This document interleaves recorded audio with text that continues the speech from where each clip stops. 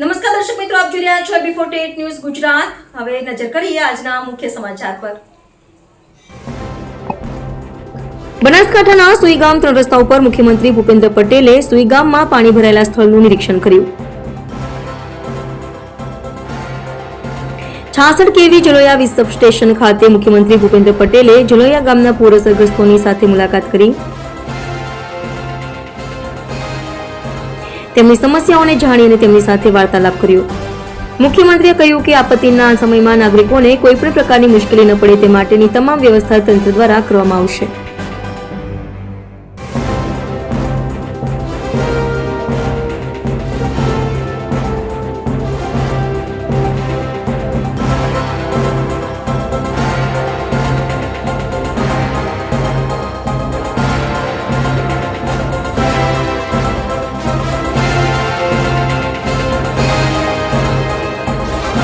B48 news Gujarat સાથે reporter Jitu Solanki, Banaskantha.